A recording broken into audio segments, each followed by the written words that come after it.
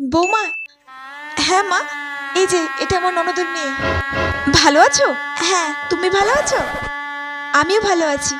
এ বাবা, বিয়ে বাড়িতে এসেছে অথচ একটা সোনার গয়না পরে আসেনি। আমিও না কি সব বলি, সবাই কি আমার মতো বড় লোক নাকি? হ্যাঁ মা, আমাদের তো সবার খাওয়া হয়ে গেছে, তোমাকে কত ডাকলাম, তুমি তো আর আসলে না। যাও টেপির মার সাথে বসে পড়ো, ও বাকি আছে খেতে। টেপির মা? ওই কাজের মাসের সাথে আমাকে খেতে হবে এক টেবিলে বসে? কখনোই না, আমি খাবো ওর সঙ্গে বসে। মা, আসলে আমার না এখন খিদে নেই, আমি এখন খাবো না। আচ্ছা ঠিক আছে, পরে খেয়ে নিও খিদে পেলে। হ্যাঁ, আমি পরে খেয়ে নেব। হ্যাঁ, এ বাবা, ওই বউটা তো আমার মতো সেম টু সেম শাড়ি পরেছে, কিন্তু ওর শাড়িটা নিশ্চয়ই কম দামের হবে। নিশ্চয়ই কোনো ফুটপাত থেকে কিনেছে। আমার শাড়িটার মতো দামি হবে না। আমার শাড়িটার দাম তো 1,00,000 টাকা। যতই আমার মতো শাড়ি পরে আসুক,